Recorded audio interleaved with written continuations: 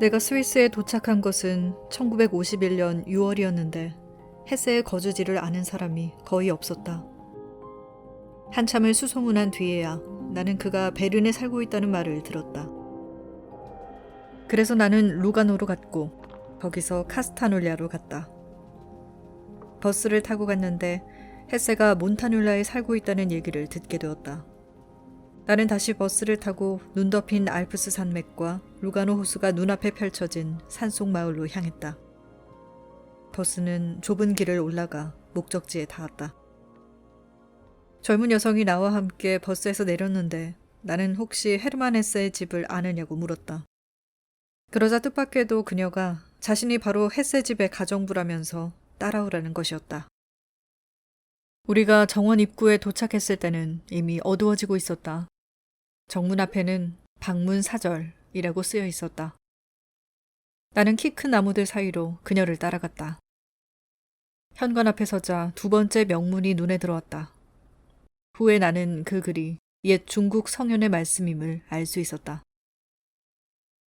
맹자의 말씀. 사람이 나이가 들어서 할 일을 다 한 뒤에는 조용히 죽음과 친해져야 한다. 이제 그에게 사람은 필요 없다. 사람에 관해서는 잘 알고 있고 충분히 보아왔다. 그가 필요로 하는 것은 고요함이다. 그런 사람을 찾아가서 말을 걸고 잡담으로 괴롭히는 것은 현명하지 못하다. 그런 사람의 집 앞을 지나갈 때는 빈집을 지나갈 때처럼 그냥 지나치는 것이 좋다. 날이 너무 어두워 이 글은 읽기가 쉽지 않았다. 그녀가 현관으로 나를 데리고 들어가 어두운 복도에 있는 작은 테이블 앞에 의자를 내주면서 명함을 부탁했다. 나는 명함을 갖고 있지 않아서 내 책 산을 넘고 물을 건넌다 해도를 건네주었다. 그 책에 나는 특별히 헤르만 헤세를 위해 스페인어로 헌정사를 써가지고 갔다. 그녀가 사라졌고 나는 수도원 같은 분위기 속에 앉아 있었다. 그러자 옅은 백단향의 향내가 나는 것 같더니 문이 열렸다. 흰 옷을 입은 호리호리한 사람이 어둠 속에서 나타났다. 헤세였다. 나는 일어나 그를 따라 커다란 창문이 있는 방으로 들어갔다. 그제야 나는 그를 제대로 볼 수 있었다. 헤세는 갸름한 얼굴에 밝고 빛나는 눈을 하고 있었다. 위아래로 흰 옷을 입은 그는 고행자나 고해자처럼 보였다. 백단향의 향이 그를 에워싸고 있었다. 그가 미소 지으며 말했다. 죄송합니다. 마침 좋지 않은 때에 방문하셨습니다. 우리는 어제 휴가를 떠날 예정이었는데 아내가 그만 벌에 쏘여서 여행을 연기할 수밖에 없었지요. 여긴 지금 모든 게 뒤죽박죽입니다. 서재로 옮기는 것이 좋겠습니다. 우리는 천장 끝까지 책으로 들어찬 거실을 지나 좀 더 작은 방으로 들어갔다. 방 한가운데 말끔히 치워진 책상이 놓여 있었는데 그 방도 벽이 온통 책과 그림들로 가득했다. 헤세는 창문을 등지고 앉았고 나는 그를 마주보고 앉았다. 저 멀리 산과 호수 위로 지는 태양이 보였다. 헤세는 침묵하고 있었지만 시종 부드러운 미소를 띠고 있었다. 평온한 분위기가 방 안가득 채워지기를 기다리고 있는 듯 했다. 나는 그 시간의 엄숙함에 매료되었다. 내가 당시에 얼마나 긴장했고 헤세와의 만남으로 나의 전 존재가 얼마나 전율했는지를 지금도 기억하고 있다. 나는 숭배하는 사람과 마주 앉은 것이다. 나는 그를 만나기 위해 바다를 건너왔고 헤세의 진심 어린 환영은 나를 순례의 길로 접어들게 했던 그 감정에 부합하는 것이었다. 내가 볼 때 헤세는 시간을 초월한 것 같았다. 그때 그는 73세를 넘은 나이였다. 그럼에도 그의 미소는 젊은이의 미소였다. 그의 육체는 절제되고 영적인 모습이었다. 저는 먼 길을 왔습니다. 내가 말을 꺼냈다. 선생님께서는 저희 나라에도 널리 알려져 있습니다. 내 작품이 스페인어권에서도 그렇게 많이 읽힌다니 놀랍습니다. 헤세가 대답했다. 이따금 라틴 아메리카에서 편지가 옵니다. 새로 나온 번역서, 특히 유리알 유희를 어떻게 생각하시는지 알고 싶습니다. 나는 유리알 유희에 관해 평소 생각하던 바를 이야기했고 나르치스와 골드문트의 스페인어 번역본이 원본의 정신과 정서를 잘 전해주고 있는 것 같다고 말했다. 우리는 좀 더 일반적인 문제에 관해 이야기를 시작했다. 나르치스와 골드문트는 영혼에 서로 상반된 두 가지 성격을 나타냅니다. 헤스가 말했다. 그것은 묵상과 행동으로 이 둘은 언젠가 통합되어야 합니다. 무슨 말씀인지 압니다. 내가 말을 이었다. 왜냐하면 저 역시도 극단적인 둘 사이를 오가면서 긴장 속에서 살고 있으니까요. 한편으로는 묵상의 고요함을 꿈꾸는데 생활이 어쩔 수 없이 저를 행동으로 밀어붙입니다. 하늘의 구름처럼 흘러가게 하십시오. 거부하지 마십시오. 신은 산과 호수에 계신 것처럼 당신의 운명 안에도 계십니다. 그것을 이해하기가 어려운 것은 사람이 자연에게서 그리고 자신에게서 자꾸 멀어지기 때문입니다. 동양의 지혜가 도움이 될 수 있다고 생각하시나요? 내가 물었다. 나는 우파니샤드나 베단타보다 중국의 지혜에서 더 많은 영향을 받았습니다. 그가 말했다. 주역이야말로 삶을 변화시킬 수 있습니다. 저녁 하늘이 점점 흐려지더니 연한 푸른 빛이 창에 물들어 햇새의 갸냘픈 몸 위에서 나풀거렸다. 선생님께서는 이곳 산속에서 평온을 발견하셨나요? 내가 물었다. 햇새는 잠시 입을 다물었다. 입가에는 여전히 미소가 어려 있었다. 우리는 저녁의 고요한 속삭임과 사물의 침묵에 귀를 기울였다. 이윽고 그가 입을 열었다. 자연에 가까이 있으면 신의 음성을 들을 수 있습니다. 한참을 그렇게 앉아 있다가 나는 내가 떠나야 할 때인 것을 느꼈다. 햇새는 자신을 그린 조그만 수채화 한 폭에 몬타뇰라 기념이라고 서명을 해서 주었다.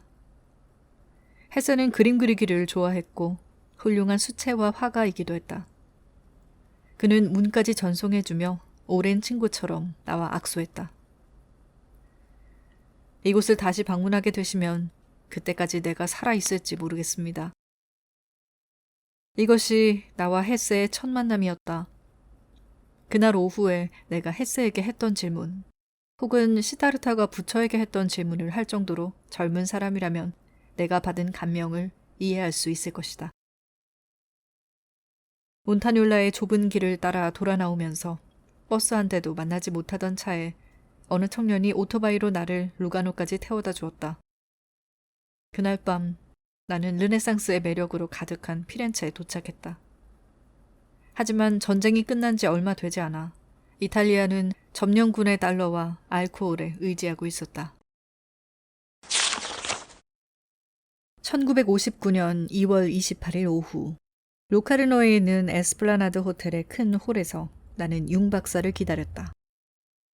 계단을 내려오는 모습을 보자 곧바로 그를 알아보았다.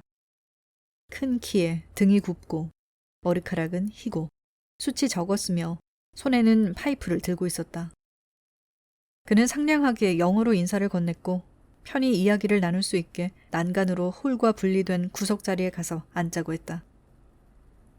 막 인도에서 오셨다고 들었습니다. 융이 말을 꺼냈다. 저도 오래전에 그곳에 갔었습니다. 힌두인들에게 자아 혹은 의식의 관념은 제거할 수 없다는 사실, 가장 깊은 사마디의 경지에서조차 그럴 수 없다는 사실을 설득하려고 했죠. 융 박사는 곧바로 중심 주제로 대화를 시작했다.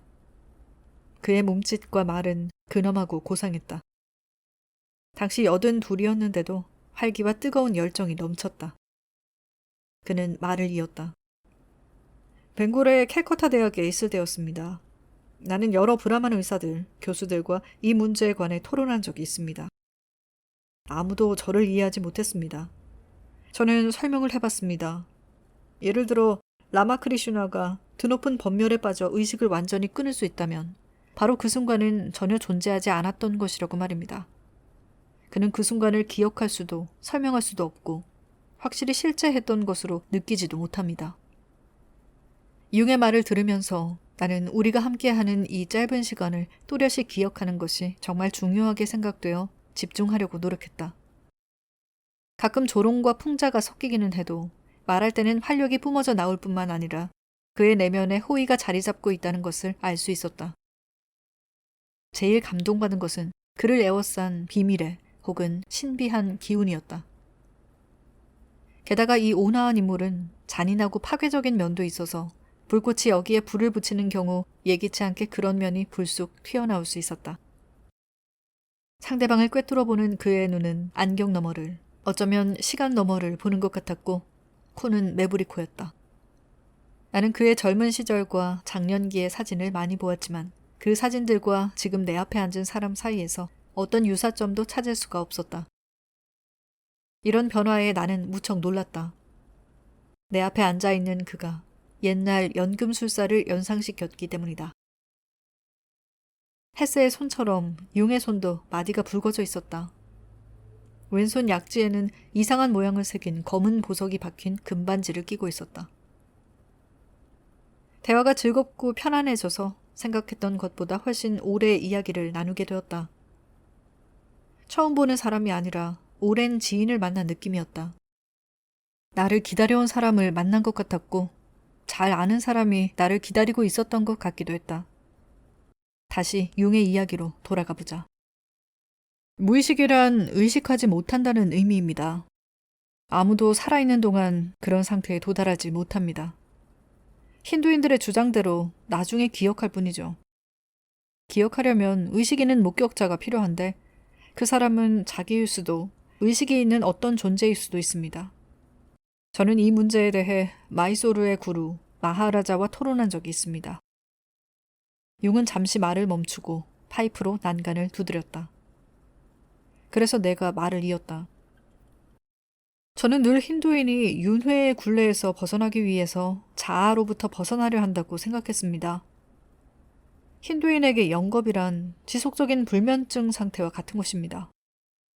그래서 전체라는 개념 속에 자신을 혼합시키려 합니다. 이것이 현대 힌두인이 원하는 것입니다. 하지만 박사님도 아시다시피 시드하들은 완전히 다른 곳을 추구했습니다. 이제 박사님께서 자아와 그것을 초월하는 것 사이의 대화를 연결하시려는 것이 이해됩니다. 의식의 빛을 무의식 속으로 점점 더 투사하길 원하신다는 것도 말입니다. 그리고 당연한 귀결로 집단 무의식에 대해 말씀하시는 것도 이해합니다. 양극성의 법칙에 따라 집단 무의식은 존재할 수도 있고 초의식까지도 존재할 수 있다고 생각합니다. 이것이 어쩌면 힌두인이 말하는 상태, 즉 그가 사마디 혹은 보다 강력하게 카이발랴를 체험했을 때 도달하고자 하는 상태가 아닐까요? 1960년 3월 31일 취리히 퀘스나우트 제슈트라세 228번지 세라노 씨께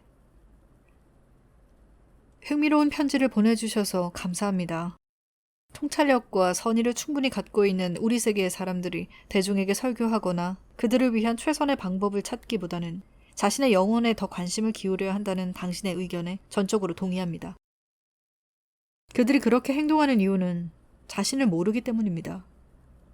하지만 정말 슬픈 사실은 자신에 대해 아무것도 모르는 사람들이 다른 사람을 가르치고 싶어 한다는 것입니다. 훌륭한 모범이 가장 좋은 교육 방식이라는 것을 알고 있으면서도 말입니다. 정말 현대예술은 인류에게 어둠으로 가득한 세계를 알려주려 최선을 다하고 있습니다. 하지만 유감스럽게도 그 예술가들은 자신들이 하는 일을 알지 못하고 있습니다. 인류가 한 발 앞으로 나아가 인간의 의식을 확장하고 개선해야 한다는 생각은 아무도 그것을 이해하지 못할 정도로 어렵거나 아무도 그것을 위한 용기를 내지 못할 정도로 혐오스러워 보입니다. 인간 정신의 발전 속에서 이루어진 모든 진보는 피의 대가를 치렀습니다. 세계 강대국들에 의해 축적된 자기 파멸의 수단들을 생각할 때마다 저는 슬픔과 두려움에 사로잡힙니다. 그러는 동안 모두가 모두에게 조언을 하지만 아무도 개선의 길이 자기 스스로에게서 시작되어야 한다는 필요성을 깨닫지 못하는 것 같습니다. 이것은 너무도 단순한 진실이라고 할 수 있습니다. 한 사람이 다른 사람을 따를 수 있고 단체 안에서 안전하게 일할 수 있는 그런 조직과 기술을 모두가 탐색하고 있습니다. 저는 토인비 씨에게 묻고 싶습니다. 당신의 문명은 어디에 있으며 당신의 종교는 무엇입니까? 그가 대중에게 한 말은 유감스럽게도 아무 소득도 없을 겁니다. 그것이 그 자신 안에서 참되고 현실적이지 않다면 말입니다. 단순한 낱말들은 그 마력을 완전히 잃어버렸습니다. 그것들은 너무 오랫동안 비틀리고 오용되었습니다. 당신의 새 책을 대단한 흥미를 갖고 고대하고 있습니다. 건강하시기 바랍니다. 당신의 진실한 벗, C.G. 용. 그날 밤 나는 융의 제자 몇 명을 만났고 우리는 중국의 옛 점성술 책인 주역에 몰두했다. 주역은 역경으로도 알려져 있다. 이미 말했듯이 이 책은 리하르트 비렐름에 의해 소개되었고 융 학파의 방식을 통해 현대인의 생활 문화에 통합되었다. 융은 동시성의 법칙을 제안했다. 이 법칙을 통해 객관적 현실과 인간의 영혼은 서로 일치된다고 가정했다. 두 가지가 서로에게 영향을 주고 서로 변화시킨다는 전제 아래 사랑 혹은 미움이 최고에 이른 극도의 긴장 순간 영혼은 외부 현실에 영향을 끼친다. 그리고 그것은 별들의 궤도를 바꿀 수도 있다. 예수는 믿음이 산을 옮긴다고 했고 오스카 와일드는 자연은 예수를 모방한다고 했다. 동일한 동시성의 방식으로 별들은 인간의 운명에 영향을 미치고 변화를 통제한다. 좀 더 심하게 말하면 운명은 무의식 속에 존재한다. 왜냐하면 무의식이란 어쩌면 하늘과 모든 별자리까지도 포함하는 모든 것의 어머니이기 때문이다. 고대의 로마인은 집을 나설 때 무의식적으로 비틀거리면 그날 하려던 일을 그만두고 다시 집 안으로 들어갔다. 이것은 동시라는 개념의 한 예로 융은 볼프강 파울리와 함께 펴낸 자연의 해석과 정신이라는 책에서 이것에 대해 논의했다. 우리는 우리의 감각을 통해 외부 세계를 감지한다. 우리가 볼 수 없는 것, 즉 양자, 전기, 원자와 같은 것은 마음속으로 상상한다. 이러한 감각은 추측한 것이거나 혹은 이렇게 말하지 못할 이유가 없는데 발명한 것이다. 이때 현실은 정신적 개념과 정확히 일치한다. 예컨대 원자폭탄과 같은 생각할 수도 없는 힘은 생각할 수 있을 뿐 아니라 정신의 과정을 통해 인지할 수도 있다. 원자 폭발 역시 본질적으로는 하나의 관념이라고 말할 수 있다. 우리가 가장 복잡한 기술 도구를 사용한다고 해도 실제의 진실한 본성은 우리 이해를 넘어선다. 이 도구들을 만들고 사용한 사람도 사실 그것들을 자신의 궁극적인 도구, 즉 자신의 지상의 정신과 같은 모습으로 만들었기 때문이다. 그러므로 모든 이론, 모든 개념은 작업 가설일 뿐이다. 궁극의 실제는 항상 우리가 도달할 수 없는 것으로 남아있을 것이다. 하지만 과학에서나 다른 어떤 것에서도 중요한 것은 원형적 실제이다. 그것은 정신의 근거를 두며 역사상 주어진 어느 순간에 접근할 수 없는 실제에게 형식을 부여한다. 원형적 실제는 종종 상반된 방향에서 그리고 상당히 다른 가설을 사용하는 사람들로부터 온다. 따라서 원자폭탄은 일종의 원형적 실제로 간주될 수 있다. 또한 숫자 3은 과거의 성부, 성자, 성신에서 그리고 브라흐마, 비슈누, 시바에서와 마찬가지로 오늘날 마르크스, 엥게스, 레닌의 공산주의자 삼위일체에서 나타난다. 바로 이런 까닭에 마법은 절대 그 힘을 잃지 않는 것이다. 그것은 실제를 다루는 수단이다. 그것은 동시성의 법칙에서 지적했듯 실제와 정신 사이에서 발견되는 합치 때문에 존재한다. 그러므로 만일 정신이 극도의 긴장 상태, 예를 들면 사랑과 같은 상태에 있으면 그것은 실제로 변화나 변형을 유도할 수 있는 경이로운 힘을 창조한다. 우리는 내 호텔 방에 앉아 옛날 책을 살펴보았다. 주역은 보통 다른 방법이 실패할 때만 사용되어야 한다. 그 책은 극단적인 경우에만 필요하다. 하지만 그때 내 상황이 바로 그랬기 때문에 내가 인도를 떠나야 할 때인가 점을 쳐봤다. 주역의 답은 이랬다. 갈 길을 서슴없이 가려면 거대한 바다를 건너는 것을 두려워 말라. 주역은 다시 한번 지혜를 보여주었다. 내 영혼의 균형을 이루기 위해 나는 인도를 떠나야만 했고, 그리하여 훗날 필요 불가결한 관점에서 동양의 실제를 볼 수 있게 되었다.